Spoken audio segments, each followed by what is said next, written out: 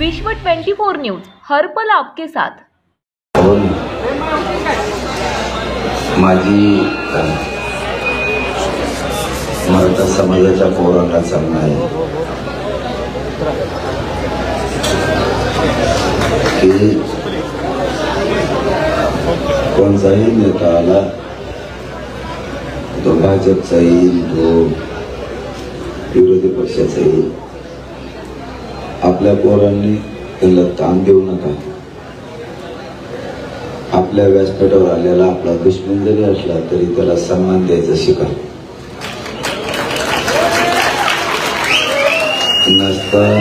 नसता मग नेते याला भेटील इकडे येणार नाही।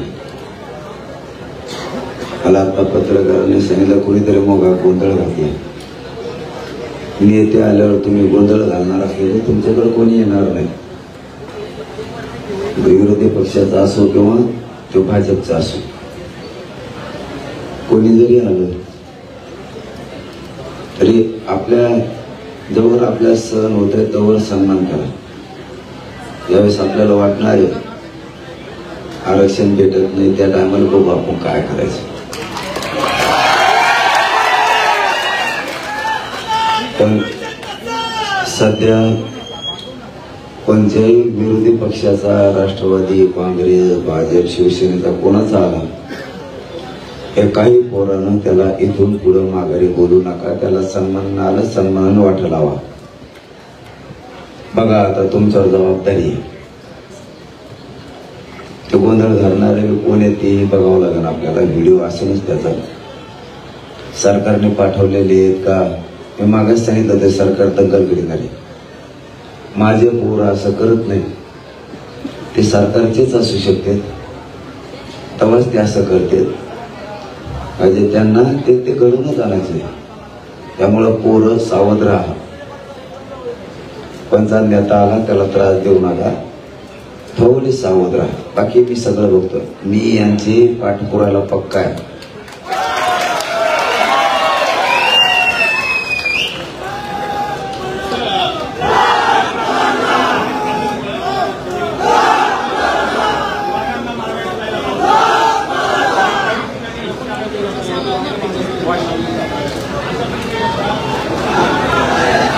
कोण करतोय? कोणाचे वाहन मागे लावते?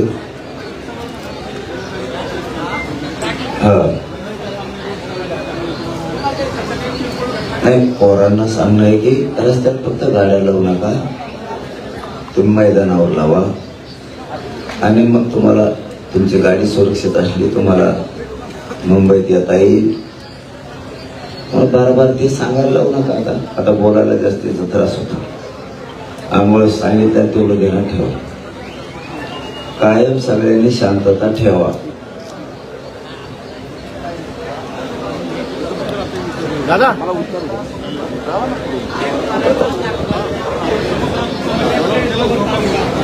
उतरले होते का? कशाला उतरले होते?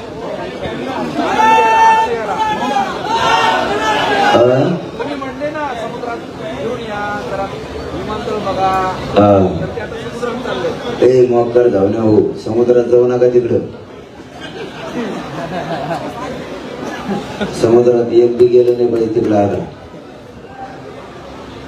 एखाद्या लागण काय होईल, अजिबात मला तिकडे गेलेला माणूस दिसला नाही पाहिजे। आता पाण्यात आजूबाजूने पाहिलं ठीक आहे, परंतु पाण्यात मला एक बी माणूस गेलेला नाही पाहिजे। तुम्ही तुमच्या घरी जा, तिथं आपल्याला जिंकायचंय। एक माणूस महत्वाचा आहे, त्यामुळे ते पाणी चांगलं नाही शरीरासाठी, ते खारं पाणी आहे, त्यामुळे त्यात उतरू नका। पाऊसचा धक्का त्या ठिकाणी आरक्षण उपसमितीची आज 2 वेळा बैठक झाली। त्या बैठकीमध्ये एक डिस्कशन झालेलं आहे, सरसकट संबंधात सुप्रीम कोर्टाचा नकार आहे। आता तुमच्याकडे कसं यायचं असं एक प्रश्न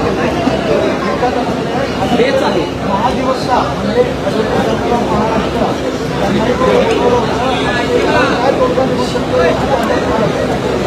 महाधिवक्ता पुढले राज्याचे काय? बर नाही, तोडगा सोपं आहे. सरसकट शब्द तुम्ही लावूच नका ना. जर सुप्रीम कोर्टाचं आणि केंद्राचं म्हणणं आहे असं तुमचं म्हणणं आहे, उपसमितीची दोन काय बडबड करता रे, इकडं काय चाललंय काय नाही, काय पिकार सारखे चालले ते तुमच्या अंगात.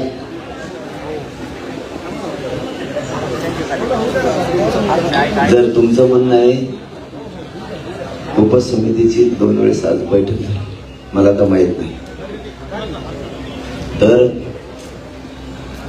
काय निर्णय केंद्र सरकारचा का सुप्रीम, हा तर सुप्रीम कोर्टाचा सरसकटला प्रॉब्लेम आहे असण्याचं कारण नाही, पण त्याला पर्याय दुसरा पण आहे. तुमच्याकडे 58 लाख नोंदीचा आधार आहे, त्याच आधारावरती मराठा आणि कुणबी एकी JR काढा म्हणतो आपण, त्याच्यावरच बैठक झाली ना आज. मराठा आणि कुणबी एकी याच्यावरच हा JR काढायला 58 लाख नोंदीचा आधार आहे. ज्या मराठ्यांच्या कुणबी नोंदी सापडलेल्या आणि ज्या मराठ्यांच्या सापडलेल्या नाही त्यांची पोटजात उपजात म्हणून आपण आरक्षण घ्या, सरसकट शब्द वापरूच नका ना. त्या 58 लाख नोंदीच्या आधारावरती JR काढा, अध्यादेश काढा की मराठा कुणबी ही पोटजात उपजात आहे. तोच कायद्याचा 2012चा रूल सांगतो. 1967 पासून 2001, 2000 आणि त्याच्यानंतर 2012च्या कायद्यानं ओबीसी आरक्षण मजबूत केलं. म्हणजे तुम्ही व्हॅलिड होताय 2012च्या कायद्याने. तुम्हाला व्हॅलिड करायचं असेल, तुम्हाला ओबीसी आरक्षण द्यायचं असेल आणि तुमच्याकडे जर आधार असेल, महत्वाचे 4ही मुद्दे सांगितले कारण प्रश्न महत्वाचा म्हणून सांगितलं. व्हॅलिड करायला आणि तुम्हाला पोटजात उपजात म्हणून आत घ्यायला 2012च्या कायद्यानुसार 58 लाख नोंदीच्या शिंदे समितीच्या अहवालावरती मराठा आणि कुणबी पोटजात उपजात म्हणून आत घ्या. ज्याला घ्यायचं ते घेईन, ज्याला नाही घ्यायचं ते घेईन. सरसकट म्हणायची गरज नाही. हैदराबाद आणि त्या संदर्भात सातारा गॅजेटच्या संदर्भात दुपारी काहीतरी चर्चा झाली होती. ती काही चर्चा झाली, तुम्ही काही तुला सगळे डॉक्युमेंट अगोदर दिले होते ना, पण अजून काही देता आहेत का सरकारला? आणि सुप्रीम समितीचा एक विषय एवढं सांग. हे बघा, आम्ही तुमच्या म्हणण्यानुसार आम्ही अभ्यासकांशी फक्त चर्चा केली. आम्ही कसलेही डॉक्युमेंट सरकारला देणार नाहीये. त्याचं कारण असं, सरकारनं 13 महिन्यापूर्वी डॉक्युमेंट घेतले. आता देऊन उपयोग नाही. आता डॉक्युमेंट देऊन काय करायचं? सरकारनं 13 महिन्यापूर्वी हैदराबाद संस्थानकडून तिथल्या मुख्य सचिव अंद्राजा आणि आपल्या मुख्य सचिवांनी दोघांनी मिळून त्या कॉप्या अटेस्टेड केल्या.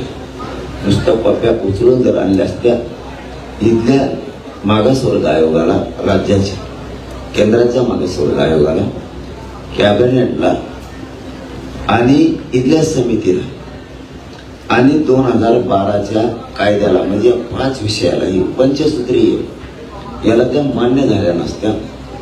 म्हणून इथली समिती आणि इथल्या मुख्य सचिवांना ते तिकडच्या मुख्य सचिवाकडून अटेस्टेड करून आणणं आवश्यक होतं, ते आणलेलं आहे. आता आमची चर्चा फक्त एवढ्यासाठी झाली, डॉक्युमेंट द्यायचे म्हणून नाही, पुन्हा हे द्यायचे मग ते पहिले, त्याच्यासाठी फक्त चर्चा झाली काय केलं पाहिजे. सातारा संस्थांचे गॅजेटियर आणि हैदराबादचं गॅजेटियर याच्यासाठी मी 1 मिनिटाचा वेळ द्यायला तयार नाही असं त्यांना सांगितलेलं आहे. म्हणून त्यांनी त्याच्यावर धावाधाव चालली द्यायची. कारण सातारा संस्थांचं गॅजेटियर असं एकदम सोपा विषय, पश्चिम महाराष्ट्र पुरा बसतो आणि हैदराबाद गॅजेटियर त्यात मराठवाडा. हैदराबादचं गॅजेटियर सांगतं मराठवाड्यातला मराठा हा कुणबी, म्हणून त्यांना काही देण्याची गरज नाहीये. त्यांनी शिंदे समितीनं सरकारला आव्हान देणं गरजेचं आहे. सरकारनं स्वीकारवून किंवा स्वीकारायच्या आधी त्यांनी राज्य मागासवर्ग आयोगाकडून घेणं गरजेचं आहे. 2 ते 3 प्रक्रिया आहेत. पहिली प्रक्रिया शिंदे समितीनं 13 मिनिटाचा अभ्यास केला. इथं मी त्यांना मीडियात विचारून घेतलं, ते हो बोलले. आता त्यांना बदलता येणार नाही. ते अहवाल आता सरकारला देणं गरजेचं आहे. सरकारने कॅबिनेटनं तो स्वीकारून तो मागासवर्ग आयोगाकडे द्यायचा का आधी त्यांनी स्वीकारायचा का आधी मागासवर्ग आयोगाकडे द्यायचा हे त्यांच्या ते ठरवले. मग ते मागासवर्ग आयोगाकडे सुद्धा जाणं खूप गरजेचं आहे. 2012चाच कायद्याचा रूल आहे, त्या रूल प्रमाणे ते करायला लागतं. नसता तुम्हाला आधी घ्या नंतर घ्या, तुम्ही तो घ्या आणि ते टिकवायची पण जबाबदारी तुमचीच आणि अंमलबजावणी करायची जबाबदारी तुमची. पण माझं मत आहे टिकवाय फेकवायचा हा विषय काढायची गरज नाही. 150 वर्षापूर्वीच्या नोंदी आहेत, त्या कोणाच्या बापाला काही होत नाही तिथे. त्यामुळे उगाच फाटे फोडण्यात मजा आली. मराठा उपसमितीच्या बैठक झाली आणि त्या बैठकीमध्ये समिती आयोग जो राज्य मागासवर्ग आयोग आहे त्यांनी हे सगळं केलं पाहिजे. तेव्हा कुठेही होऊ शकतं, पण त्याचं कोणी केलं पाहिजे? मागासवर्ग आयोग आणि सुप्रे समिती, मागासवर्ग आयोगाची सुप्रे समिती आहे ना, तिने केलं पाहिजे. ही फक्त समिती आहे, ते आयोग नाहीये असं म्हणणं आहे. कुणाचं म्हणणं आहे? म्हणजे एकूण अभ्यासक्रम सगळ्यांचं कोण अभ्यासक? सगळे ओव्हरऑल सगळे नाही, मला नाव सांगा त्याचं. ओव्हरऑल सगळं ते अभ्यासक बेकार जाऊन असू शकतो.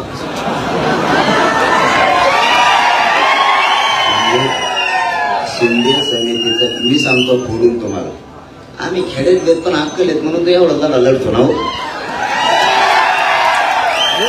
कोण अभ्यासकांनी तुम्हाला सांगितलं ना, तरी एक नोंद बी आतापर्यंत पदरात नाही पाडली मराठीचा. आपण 58 लाख म्हणजे 3 कोटी मराठी आरक्षण घातलं आतापर्यंत. तो कोण हुशार समन्वय अभ्यासक आता पण त्याने एक नोंद तुम्ही समाजासाठी देऊ शकला नाही. कशा ज्ञान पाजळी तो झोप ना आगना तिकडं घरी बसून. तुम्हाला क्लिअर सांगतो, शिंदे समितीचं काम आहे नोंदी शोधणं, प्रमाणपत्र देणं पण त्यांच्या हातात आहे, व्हॅलिड देणं पण त्यांच्या हातात आहे. पण जर संबंधित मंत्रालयानं ते अधिकार जर त्यांचे काढून घेतले हरकत नाही. संबंधित मंत्रालय प्रमाणपत्र पण देते आणि व्हॅलिड पण देते. पण शिंदे समितीचं सगळ्यात महत्वाचं काम आहे नोंदी शोधणं, त्याचा अहवाल तयार करणं. त्यांनी तो अहवाल तयार केला, त्याचे 3 खंड तयार केले. कपणारे पागल आहोत, तुम्ही आयुष्यात कधी फोटो बघितलेला आहे का नाही? त्यांनी त्याचे 3 खंड बनवले, सरकारला दिले. हे काम शिंदे समितीचं. एकदा जर सरकारनं अहवाल स्वीकारला, देव जरी आला तरी ते अधिकृत होत्या, ते कोणी रोखू शकत नाहीये. आता पुढची प्रक्रिया काय? सरकारनं तो अहवाल स्वीकारून त्याची अंमलबजावणी करणं. मग त्यांना आता मागासवर्ग आयोगाकडे द्यायचं. आधी म्हणतो आम्ही देणं तर गरजेचं आहे. त्यांनी स्वीकारून कॅबिनेट समोर ठेवून मग मागासवर्ग आयोगाकडे देऊन अंमलबजावणी करायची. एवढे 2च प्रयोग साधे येतात, ते 5-5 मिनिटाचे आहेत. मराठा उपसमितीची आज बैठक झाली आणि त्या बैठकीनंतर विखे पाटलांनी याची प्रतिक्रिया दिली की सातारा गॅझेट आणि हैदराबाद गॅझेटबाबत वेळ द्यावा.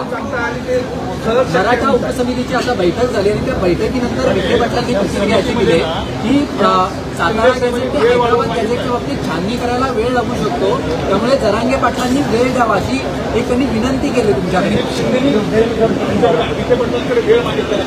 कशासाठी वेळ पाहिजे? छाननी करायला, नोंदींची छाननी करायला. नोंदीची 13 महिने काय केलं? भजे तळीले काय? असं नसतं, वेळ काढू पण आहे. आता नसतं हे गरीब काय तुम्ही पागल समजेल काय? आण मुंबईला न्या जमा घरी, आण मुंबईला न्या जमा घरी. बापाचे पेंड आहे काय? समज नाही. आता एकदम सोपं. 13 महिने काय केलं? भंगार चाळे नाही करायचे, खरं आहे ते बोलायचं. बोल आमच्यापाशी येऊन आम्ही सांगतो तुला. GR काढून मला अंमलबजावणी पाहिजे. ते पण प्रक्रिया कायद्याच्या सगळ्या. तुम्हाला त्या सगळ्या प्रक्रिया पार करावं लागणार आहेत. मागासवर्ग आयोगाकडे, शिंदे समितीकडे सरकारला अहवाल स्वीकारावा लागेल. वेळ पडली कॅबिनेटच्या हातात जर विषय नसेल, त्यांना विशेष अधिवेशन बोलावं लागणार आहे तेवढ्यासाठी. कारण प्रक्रिया लहान नाहीये. धन्यवाद. आणि हे घडून आणावं लागणार. तुम्ही म्हटलं की हे वेळकाढूपणाचं धोरण आहे, याचा अर्थ सरकार ही मानसिकता आरक्षण देण्याची नाही आहे असं तुम्हाला वाटतंय का?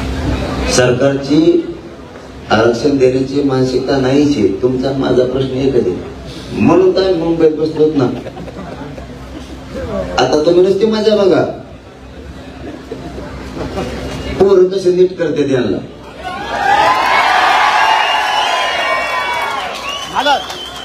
आणखी तर शनिवारी रविवारी पुढच्या आमचे पुरेच येणार आहेत. हे तरी पोट्टे येत हे ऐकत येत. एकदा जर आमचे धोत्र आले ना, ते धोत्र कुणालाच मुलीत नाही तर ते कुणाला बी त्यांच्या धोत्रात घ्यायला बसलेत. मंत्र्या सुद्धा धोत्रात घेतो. आपण कधी खोटं बोलत नाही आणि मी जे बोलतो ते राज्यात करतो. पुढच्या शनिवार रविवारी बघा तुम्ही, तिकडचा आमचा सगळा मेन माल यायचा राहिला. मेन माल कशी हागण लावतो याला तुम्ही नुसती मजा बघा.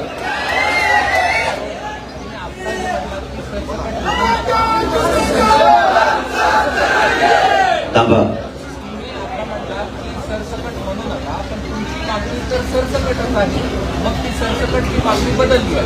नाही सरसकटची मागणी बदलली नाही. तुम्ही कन्फ्युजन करू नका, सरसकटच होत आहे. मराठा आणि कुणबी एक हे 58 लाख नोंदीच्या आधारावर तुम्ही GR काढा. 2004चा आधार आहे त्याला. आणि नसल बी तरी पोटजात उपजात म्हणून तत्सम जात म्हणून तुम्हाला ती आरक्षणात मराठी घेता येते. तर फक्त तेवढंच करा, ते सरसकटच होत आहे. तुम्हाला काय करायचं आम्ही आमचं बघू ना. ओबीसी महासंघानं एक निर्धार केलेला आहे की काही केल्या मनोज जरांगे पाटील यांच्या मागण्या सरकारनं मान्य करू नये. त्याचसोबत ओबीसी मधून मराठा समाजाला आरक्षण देऊ नये अशा पद्धतीचं म्हणून उद्यापासून त्यांचं राज्यभरात साखळी उपोषण चालू होते. बघ, त्यांचं कामच असतं देऊ नका म्हणणं. कायदा त्यांच्या म्हणण्यात चालत नसतो. सरकारला मराठीची पण तेवढीच गरज आहे. एकदा जर महायुतीपासून जर मराठा बाजू सरकारला ना, त्यांचा ग्रामपंचायत सदस्य सुद्धा येणार नाही. मी खोटं नाही बोलत तुम्हाला, फार मोठा बोलत नाही, तुम्हाला खोटं बोलत नाही किंवा त्यांना घाबरीत नाही किंवा सरकारला धमकी देत नाही. एकदा जर आता ह्या मुंबईच्या मोर्चात जर सरकारने काहीच दिलं नाही, त्यांचं जर ऐकलं ओबीसीचं कोणाचं म्हणतात तुम्ही ते 2-3 नेत्याचं, तर मराठी जर लाट पसरली नाराजीची, खोटं बोलत नाही तुम्हाला, प्रत्येक वार्डात 40-50 कवाना मराठीचं मतदान आहे. ग्रामपंचायत सदस्य पाडायला तेवढं लय झालं. नगरसेवक पाडायला 200-400 मतदान लय झालं. एका मतदारसंघात लाख मतदान आहे. आमदार पाडायला 20,000 मतदान जरी विरोधात गेलं तरी तिची कुपाट लागेल. त्याच्यामुळं आता जर मराठी सुद्धा सरकारला तेवढीच गरज आहे. आणि त्यांनी जर याचं हे केलं, काही राहणार नाही, त्यांचं काहीच राहणार बैठक बोलवलेली आहे.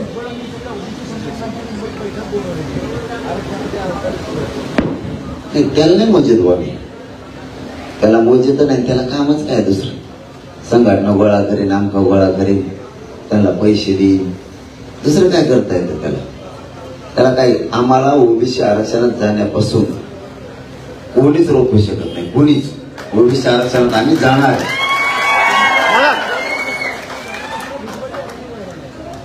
आणि ते पहिले कामातून गेल्यावर त्याचा 50 बाऱ्या काय नाव घेता भंगार धावण्याचं. दादा, गेल्या 3 दिवसांपासून पत्रकार तुमच्या आंदोलनाचं वार्तांकन करतात, मात्र त्यांच्यावरच हल्ले व्हायला लागले, दगड मारली जात आहेत, महिला पत्रकारांचा विनयभंग देखील होतोय. एवढं मनावर नका घेऊ, खेड्यातल्या पोर आहेत, पत्रकार बांधवांनी एवढं मनात नका घेऊ. ते खडे मारले काय, त्यांना थोडी आता म्हणून मीडियासमोर वेगळी सवय आहे.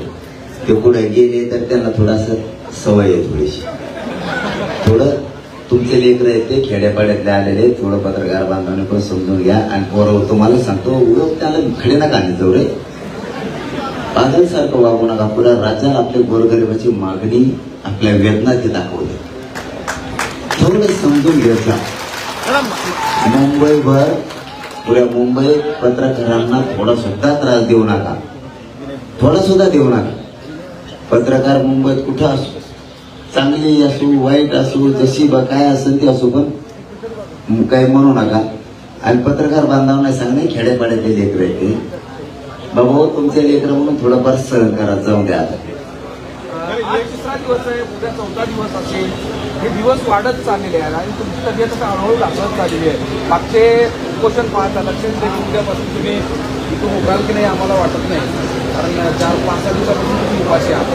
तर मग हे आंदोलन मोडत असताना असा एक प्रश्न आहे, सरकार एका बाजूला बैठका घेत आहे आणि ते म्हणतात की अडचणी आहेत, तेच आहे, आणि तुम्ही म्हणताय कसं होणार? हे बघा, मी तर मरुस्थळीतून उठणार नाही. आपली एकदा विजय इथून जाणार नाही तर मग अंत्ययात्रा गावाकडे जाणार. आपण हटत नाही, मी हटत नाही. मी एकदा बोललो ना, मी ते करतो, माझा स्वभाव आहे. मी जीवन जगण्यात महत्व नाही देत. मी आयुष आरामाला महत्व देणारा माणूस नाहीये. आयुष आरामाला कोणी महत्व दे, मी समाजाच्या आयुष आरामाला महत्व देतो. नसता इतका जीव जाळून घेतला नसता. बघा, आता 2 डॉक्टर आले, त्याला नाही रक्त निघलं माझ्या अंगात, विचारा त्याला, रक्तच नाही निघलं. त्याने मग सुया टोचल्या, त्यांच्या काय करू चपट होतं ते, मग चपट कोचून बघितलं काय करू, त्याला काहीच नाही आलं. मी स्वतःच्या शरीराचे कधी विचार नाही करत. समाज मला किती सुखी करता येईल, आनंदी करता येईल, यासाठी मला काय योगदान त्यांच्यासाठी देता येईल. मी सांगितलं त्या दिवशी, मला जर देवेंद्र फडणवीस म्हणला तुला लयच समाजाची माया आहे, तुला आरक्षण देतो, पण तो अंगाचं पूर्ण कातडं काढून दे, एका क्षणात काढून दे. मी मरणारा नाही देत. एका गरिबाच्या घरातून मी आलोय. मला समाजाचे लेकराचे किती हालत माहिती. तुम्हाला पद कधी येतील, पैसा कधी येईल. एकदा जर लेकी बाळीचं वाटलं झालं, पोराचं वाटलं झालं, पुन्हा नाही येणार. आज मला सांगायचं नाही तरी सांगतो, विरोधी पक्ष नेता मोगा बसला होता, मला आधी माहित नव्हता. त्यांनी सांगितलं, ते म्हणले तिंदा माझी पोरगी हुकली आणि कोणती प्रमाणपत्र निघाली तर मोठ्या कॉलेजला माझी पोरगी लागली. विरोधी पक्ष नेता याच व्यासपीठावर म्हणला, मला माहित पण नव्हतं. गरीब श्रीमंतांसाठी किती आरक्षण महत्वाचं आहे आता हे लोकांना कळायला लागलंय. म्हणून माझं म्हणणं आहे, मी मरायला भेट नाही. सरकार बैठका घेत आहे, वेळ काढूपणा करत आहे. मी खुला चॅलेंज दिलेलं आहे. तुम्ही देवेंद्र फडणवीसने मला इथं गोळ्या घातल्या तरी मी मरायला तयार आहे. त्यांनी मला जेलला उचलून दिलं तर माझं जेलला मरण उपोषण सुरू राहणार. आणि इथं जरी बसलं तरी एक तर विजय घेऊन जाणार आहे आता, नाही तर मग अंत्ययात्रा जाईल. मी कुठं म्हणतो आरक्षण द्या, मी याच्यापेक्षा काय करू शकतो. माझ्या समाजासाठी मी इतकं झटतोय, इतका मी उपाशी तापाशी राहतो, इतकं रक्त जातो. पोरं बाळा लेकरा बाळा मोठी होत म्हणून मी झटतो. मी माझं पूर्ण शक्तीपणा लावू शकतो ना. सरकार देणार का नाही त्याचा प्रश्न. आणि तुम्हाला एक सांगतो, सांगायचं नव्हतं पण सांगतो, जर असंच होत राहिलं आणि जर मुंबईत पोरावर कुठे काठीनं फिटीनं मारलं, काठीनं फिटीनं जर मारलं, तर जवाहर पासून मुरबाड शहापूर पर्यंत, शहापूर पासून कल्याण पर्यंत, कल्याण पासून पनवेल घनसोली पर्यंत, तिथून पलीकडचा जो परगणा आहे सगळा महाड पर्यंत, पूर्ण महाराष्ट्र कधी सुरू होणार.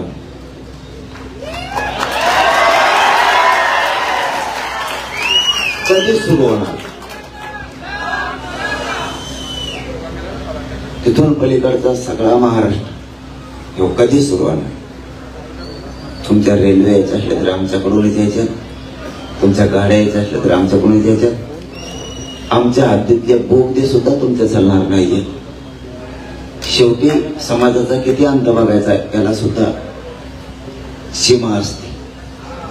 माझा समाज आज नाही लढत, 45-40 वर्ष झालं खस्ता खातो. आमच्या अभ्यासात मोठे झाले, आमचे लढणारे गळून गेले, लोकांनी शांततेत मोर्चे काढले, लोकांनी बैठका शांततेत सरकार सोबत घेतल्या,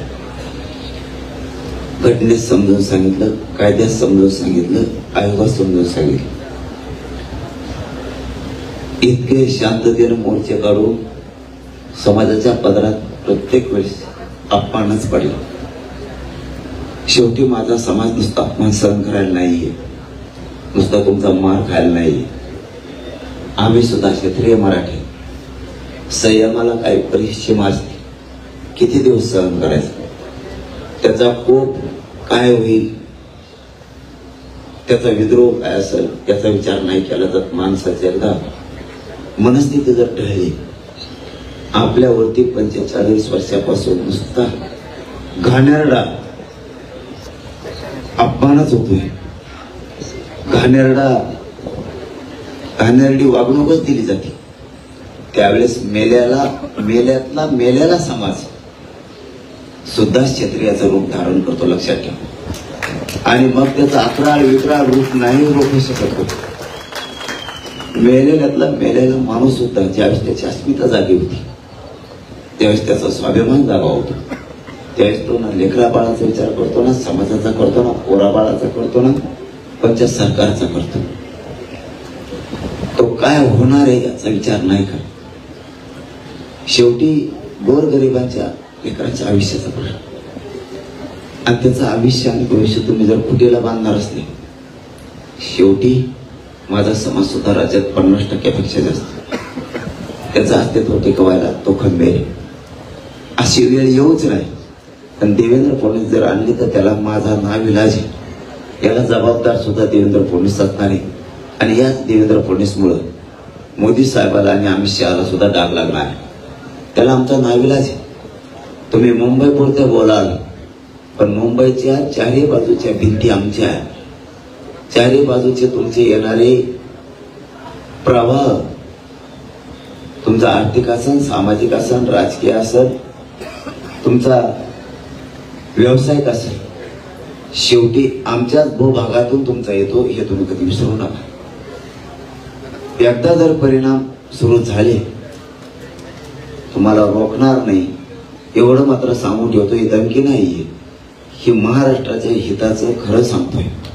देवेंद्र फडणवीसमुळे महाराष्ट्र जर बिघडत चालला, अस्थिर व्हायला लागला, तर केंद्रापासून भाजपमधल्या मंत्र्याने सुद्धा देवेंद्र फडणवीसचा विचार करणं गरजेचं आहे. त्याच्या आडमोठ्यापणामुळं नुसतं मुंबईचं बेटच जर तुमच्यावर सांभाळायची वेळ आली तर तुमच्या जिंदगीवर थुकावं लागणार आहे. तुम्हाला फक्त मुंबईचं बेटच सांभाळायला लागणार आहे. आजूबाजूचे सगळे नाके मराठ्यांनी व्यापलेले असणार आहेत. हे मी करून आतापर्यंत दाखवलेलं आहे. आणि मी जर मेलोच तर बेट सुद्धा नाही तुमचं, महाराष्ट्राचं नाही, पण बेट सुद्धा तुमचं नाही. महाविकास आघाडी सरकार असताना देवेंद्र फडणवीसांनी अपवादात्मक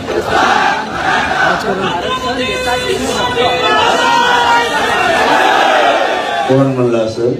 आवाज 2-3 वर्षापूर्वीचं स्टेटमेंट आहे. महाविकास आघाडीचं सरकार असताना त्यांनी असं म्हटलं होतं, अपवादात्मक परिस्थिती जर निर्माण झाली तर आरक्षण देता येऊ शकतं, मात्र महाविकास आघाडी सरकारची तशी मानसिकता नाही आहे. त्यामुळे आता अपवादात्मक परिस्थिती निर्माण झाली का असं तुम्हाला वाटतंय का? तुम्हाला मी आणखीन आठवण करून देतो.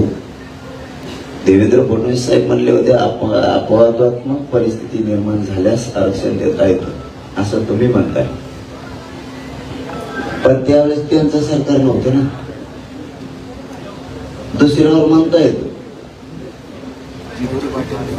निवडून यायचं असतं म्हणून. निवडून आल्यावर आता आजची परिस्थिती अशी आहे, राज्यातली मराठीची आरक्षण देण्याची परिस्थिती आहे. पुराव्यासहित दिलं पाहिजे. सत्ता नसताना देवेंद्र फडणवीसचं अंग वेगळं आहे. तुम्ही आपल्या शेपटाचा सरड्या बघितलेला आहे का? नाही. मी काय म्हणलं हेच कळलं नाही तुम्हाला. त्याच आपल्या शेपटाचं सरड्याचं आधी शेपटाचा रंग बदलतो. नंतर नरड्याचा बदलतो आणि मग पाठीचा बदलतो. असं सरडे आमच्याकडे खेड्यात आणि तो हमेशा हिवरावरच राहतो आणि हिवराला मंत्र्याने शाप दिलेला ते बी नाही कळलं वाटतं तुम्हाला. जाऊ द्या. परिस्थितीनं सत्ता यायच्या अगोदर त्यांनी सांगितलं होतं पहिल्या कॅबिनेटला मी धनगराला आरक्षण दिलं का? असा माणूस मराठ्याला देता येतं म्हणला, त्याचं सरकार नव्हतं तोवर. त्यांनी सांगितलं होतं शेतकऱ्याची पुरी कर्जमाफी होती, नाही केली. असं माणूस सगळं होईल, मी मरोस तर मुंबई सोडित नाही.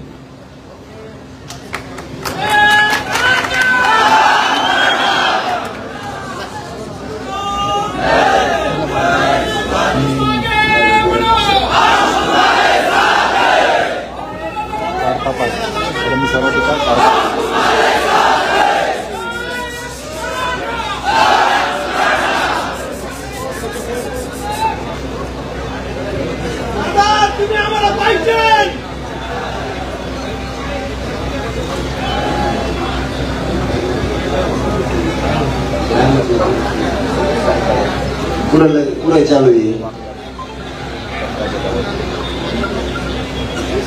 अब या पत्रकार परिषदेच्या माध्यमातून मी देवेंद्र फडणवीस साहेबाला सांगतो, नीट ऐका. आता वातावरण थंड ठेवा. फडणवीस साहेब, आम्ही मुंबईत शांततेत आलेलो आहे, शांतता ठेवायची. पत्रकार बांधवांना विनंती, हे त्यांच्यापर्यंत फडणवीस साहेबांकडे पोहोचा. फडणवीस साहेबांच्या 40-50 पोलिसांनी गळ्यात आमच्या रुमाल स्वयंसेवकाचे बिल्ले घातले, रुमाल घातल्यात आणि टोप्या घातल्यात. रस्ते अडवतील वाशीकडं, तिथं विनोद पोखरकर आहे, त्यांनी हे भांडं फोडलं सगळं. आणि पोरांच्या गाड्या अडवून पोराला ते पोलिस म्हणते पाटलांनी सांगितलंय गाड्या घेऊन वापस जायचं. हे ध्यानात ठेवा फडणवीस साहेब, इतकी वाईट आणि नीच वेळ येईन तुमच्यावर, भगवे रुमाला पोलिसाला घालायची वेळ येईन आम्हाला कधी वाटलं नव्हतं. आणि तुम्ही मराठी पाठवून पुढं पाठीता मुंबईच्या बाहेर.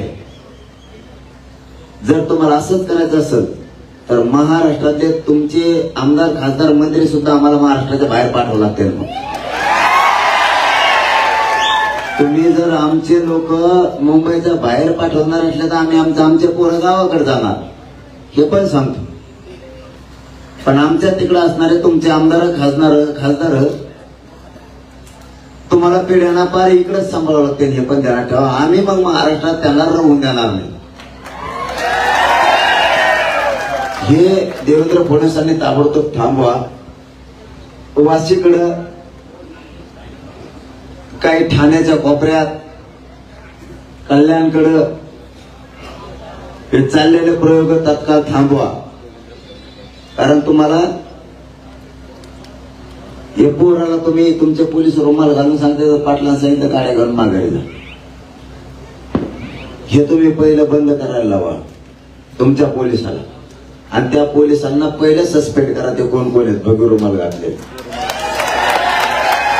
आणि याच्या पलीकडे तुम्ही जर ही गोष्ट थांबवलीच नाही फडणवीस साहेब, होऊन काय होईल तर आमच्या पोराला माघारी गावाकडे जावं लागेल, एवढंच होईल. पण राज्यात तुमची एवढी दशा तुमचे आमदार खासदार मंत्र्याचे होईल, त्याला लेकरा बाळा सहित आमच्या महाराष्ट्रात मग आम्ही राहून देणार नाही तुमच्या एका चुकीमुळे. ही बी शब्द आता ध्यानात ठेवा. काय होईल मग सगळ्या पोरं इथून माघारी जाते, पण पुन्हा महाराष्ट्रात तुमचा आमदार खासदार मंत्री राहू शकत नाही. हे तुम्हाला मग थोड्या दिवसात दिसत. ती वेळ येऊ देऊ नका. नितेश राणे यांनी एकीकडे बोलताना असं म्हणताय, तुम्ही जर आमच्या नेत्यांना शिव्या घातला तर आम्ही सुद्धा तुम्हाला शिव्या देऊ, तर अनेक प्रकारच्या शिव्या असतील. कोण म्हणलं? मंत्री नितेश राणे. चिचुंदरी अंगावर एक बी केस नसलेली चिचुंदरी लाल दिसती. नुसती वळती चिचुंदरीचा आवाज का ऐकला तुम्ही? त्याचा तिचा सारखा जे याऊ करते नुसती खलास आणि लगेच हागती लगेच निघते. आमच्या नेत्याला जर बोलले तर आम्ही सुद्धा शिव्या देऊ. अरे बेट्या, नेता नाही येतो जात येतो शहाणुकुळी म्हणतो तू स्वतःला. काय याचा शहाणुकुळी भंगार तू? नेता बाप नाही तो, समाज बाप येतो. 96 कुळीतला 96 कुळीच असं असतं. 96 कुळी ही मायबाप त्याची जनता असते. नेता बाप नसतो त्याचा 96 कुळीचा. तू एक काम कर, तू 96 कुळीचा 9 काढून टाका, 6 तर आहे.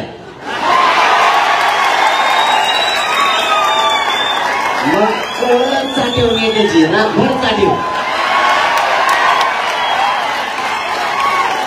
आता मी दादाला काय बोललो का? दादा म्हणजे राणे साहेबाला, मग तो बोलायला पाहिजे. मी निलेश साहेबाला काय बोललो का? मग तो बोलायला पाहिजे. तो नेत्याचा तू काय संबंध बघ. तू काय एका बेटातला जन्मालेला आहे का? एका बेटात पाहिला झाला का तू? दादाचं असं रक्त आहे ना ते मराठीला सोडून असं कसं का वागायला लागलं या काय की? माझं एवढंच सांगणं आहे पुन्हा एकदा आता शेवटचं. दादाला म्हणजे मोठ्या राणे साहेबाला, दादा आणि निलेश साहेब, मी तुम्हाला आता 3दा सांगितलं आतापर्यंत, त्याला समजून सांगा. आता मी हे उपोषण, तुम्ही जर त्याला समजून नाही सांगितलं, ते नीट जर नाही राहिलं, त्याला असा लाल करतो ना एका दिवशी. त्याला वाटत असं ना आम्हाला भेटत ना आमच्याकडे गुंडाच्या टोळ्या, मी कुलीत होतो टोळ्या. मला माहित होती दादागिरी कुठे 100 होती, ती उठली तुझी दादागिरी. आता लय झालं तर 4-2 जहाज होतं ते समुद्रात, सगळं माहिती बाजूला कुंडली. ती बी तेव्हा होईल लवकरच.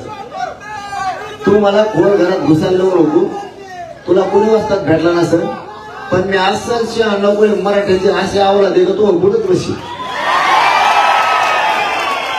निलेश साहेबांनी दादा त्याला एकदा सांगाव नसता मी परिणामाचा विचार करणार नाही. आणि दादाला निलेश साहेबाला चांगला माहितीये पोट्ट काय चीज.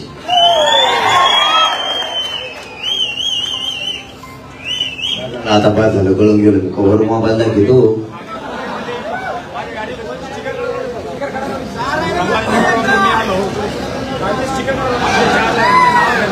कोणतं स्टिकर काढायला लागलं दाखव मला.